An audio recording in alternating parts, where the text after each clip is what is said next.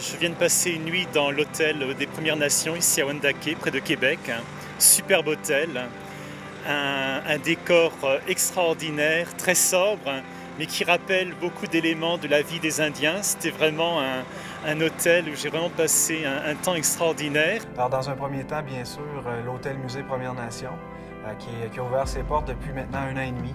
Un hôtel magnifique. Alors ici, l'hôtel-musée Premières Nations qui contient le musée Huron-Wendat, un musée magnifique, un musée sur 2 étages qui est dédié uniquement à l'histoire des Huron-Wendat, à notre peuple. Et ce qui est intéressant aussi dans le musée, c'est que non seulement il donne ce contact-là aux visiteurs de qui on était et qui on est rendu, mais il permet aussi aux visiteurs de partir avec un bout de notre histoire, parce qu'il y a une boutique sur place. Et d'ailleurs, je tiens à préciser que l'hôtel-musée Premières Nations est un concept d'hôtel-boutique. Donc les gens, peu importe ce qu'ils voient dans leur chambre, au restaurant, au musée, ils veulent le ramener à la maison, le donner en souvenir, ils font une demande tout simplement et nous, ça fait travailler notre monde, ça fait travailler nos artisans. Alors en ce sens-là, je pense que c'est un bon coup. Ce qui est intéressant pour la clientèle, on se lève le matin, on peut ouvrir les portes patio, puis on a toujours le son relaxant de la rivière. Oui, en fait, c'est un village reconstitué.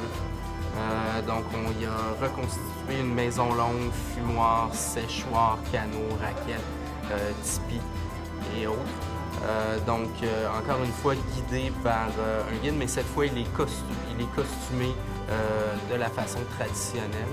Et donc, que dire du restaurant La Traite? Nous avons gagné en 2008 le Grand Prix de la restauration dans la catégorie meilleur nouveau restaurant.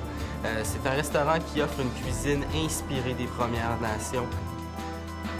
Alors, Wendake, découvrir Wendake, vous savez, c'est se connecter avec une Première Nation à travers les 5 sens. C'est ce qu'on veut faire vivre aux gens. On veut que les gens puissent toucher des fourrures. On veut que les gens puissent entendre une chute et une rivière. On veut que les gens sentent le feu. On veut que les gens voient des spectacles, des danseurs. On veut en fait vraiment toucher les 5 sens. C'est une expérience touristique multisensorielle. Et ça, à 15 minutes du centre-ville de Québec.